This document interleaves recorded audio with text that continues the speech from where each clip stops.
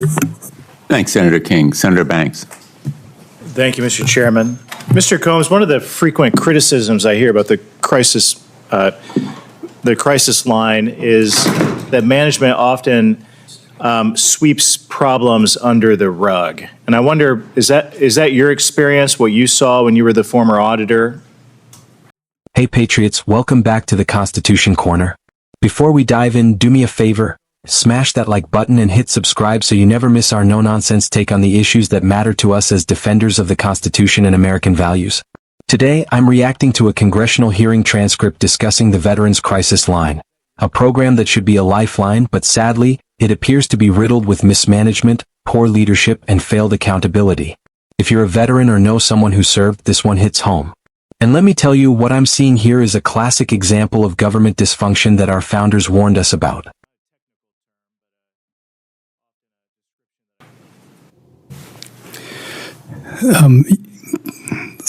Thank you for your question, Senator. Yes. Can you expand on that? I mean, why is that not a technical term, but often a description that I hear from people who are criticizing the Veterans Crisis Line and the management? Yeah. As far as what is that? Sweeping big problems under the rug. Well, Senator Lee, a common definition for us to work off of would be sweeping problems under the rug would be to not address the problem, not learn from it, not resolve it, and not improve from it, but rather ignore the problem, believe it, somehow make it such that it did not occur, and no one's going to find out about it. You agree that it's sort of something that you saw widespread? Yes, sir. Yes, sir. During my time at the VCL,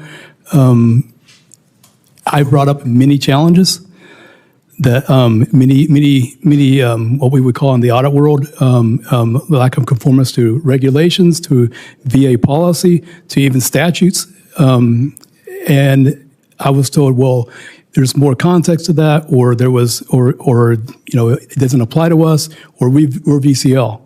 And no, we work for the government. We're a part of the government. We need to comply with the government rules. What would you say that the Veteran Crisis Line needs to be more effective? Is it technology, better training? Senator? Staffing? What is it going to take to make it work better? Senator, it is about leadership. VCL, I can't talk for right at this moment as far as staffing goes. I can't talk right at this moment for budgeting. I can't talk about those things. What I can tell you is during my time at the VCL, and I know it's ongoing because I hear and I listened to what this group, this committee has talked to VCL about and the VA about as far as the VCL operations. If they needed something, they were getting it. So from my perspective, the technology that we lacked, which we did lack technology, was the decisions of leadership, how we staffed the call center when we had people to staff, as the GAO was about to inform you. Chat and text was staffed by historical standards, historical staffing patterns, not by demand, which meant we were going to have to double up because we weren't looking at what was demand going to be for chat and text for this time period. Instead, we're going to staff it at this level, and if it gets overwhelming, double up, triple up if you need to. We don't have a backup, so make sure you answer the call. It's about leadership, and it's about the leadership culture, and as long as we can make problems go away, you are my friend.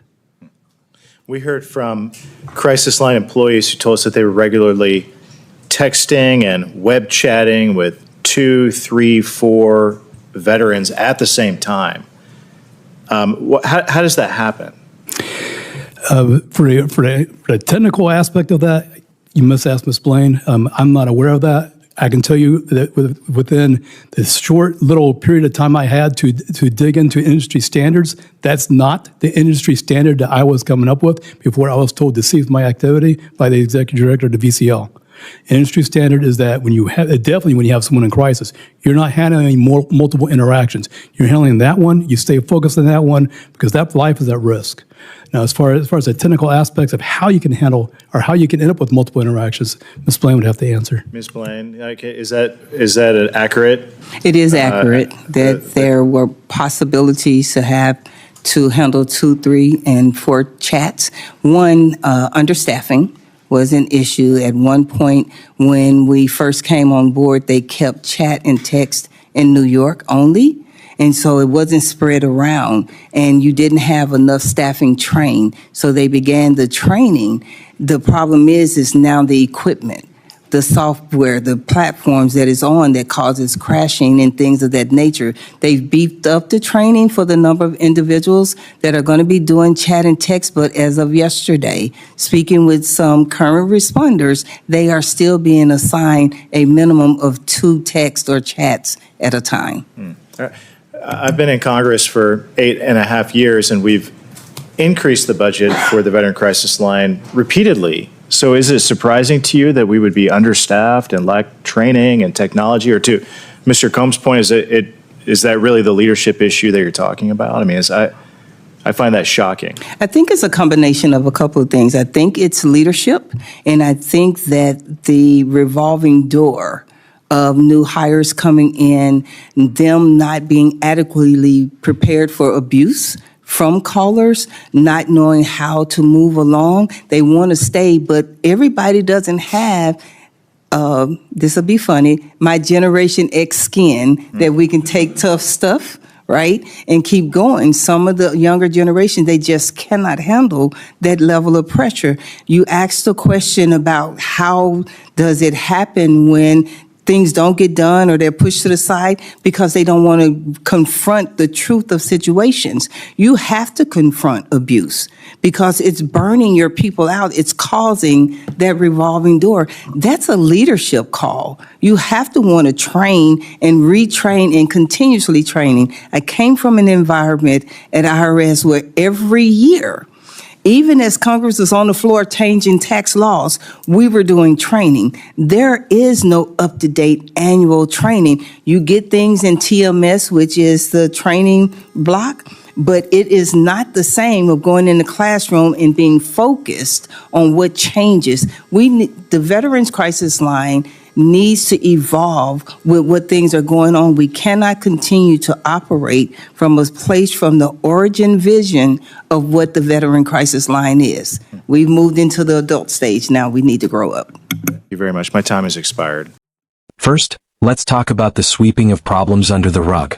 That phrase might sound informal, but it perfectly captures the attitude of management that's supposed to be protecting and serving our veterans in crisis.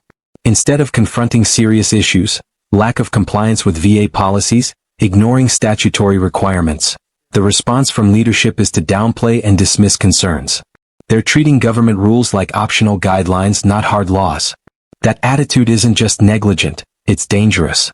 When we talk about veterans in crisis, we're talking about lives on the line. Yet, the testimony reveals they're understaffed, undertrained, and operating on outdated technology. The excuse? Leadership decisions that ignore demand and rely on historical staffing patterns. In other words, they're flying blind.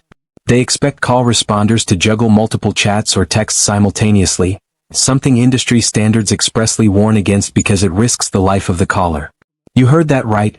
Veterans calling in for help are being forced to compete for attention like it's some kind of customer service hotline, not a crisis intervention center. That's absurd and unacceptable. It speaks volumes about a leadership culture that values optics and budget control over real help. Another point that stands out is the revolving door of new hires burning out quickly. This isn't just about training.